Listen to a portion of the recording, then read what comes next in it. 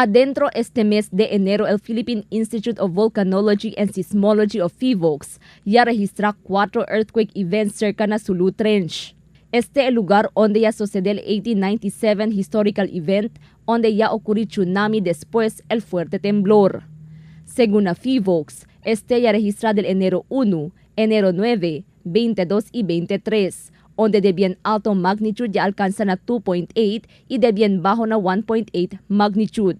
Según con Engineer Alan Labayog, indikasyon este que posible ocurrir pa mas fuerte temblor na futuro.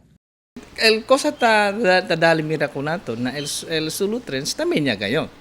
But si pregunta kita, tiene ba grande? Posibilidad ba tiene grande ay sucede?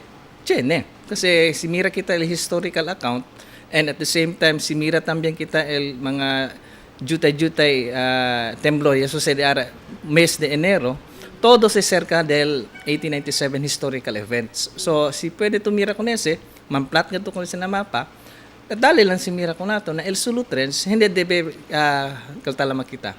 Hindi debe kita puri atensyon kasi generally historical accounts. En preparación a posible fuerte temblor y tsunami na futuro, ya llega na ciudad de Zamboanga un grupo desde el PHIVOLCS Central Office. Un junta ya conducí en antes aga na opisina del Philippine Ports Authority para instalar con un early tsunami warning device na pantalan lokal. Na entrevista con el Supervising Science Research Specialist Arnold Melo Santos, este equipo un grande ayuda para poder darle warning na público en tal caso ocurrir tsunami.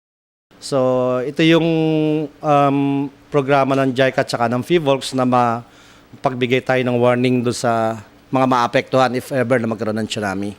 So all over the Philippines din. At the same time, tutulong din tayo doon sa mga international community na tayo yung nag-produce ng tsunami. Kung makakarating sa kanila, mabibigyan din natin sila ng warning.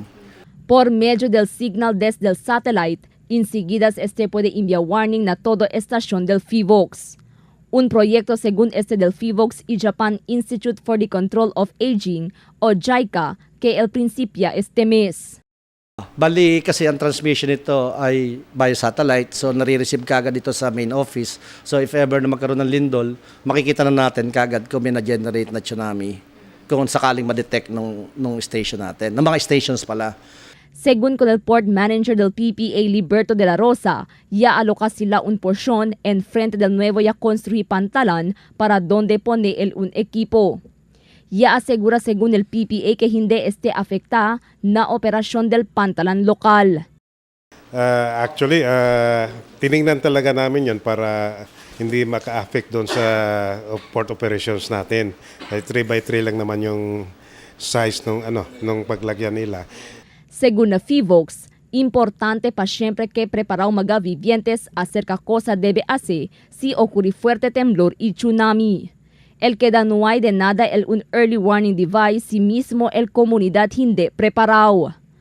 Crystal Almonía, Dateline Zamboanga.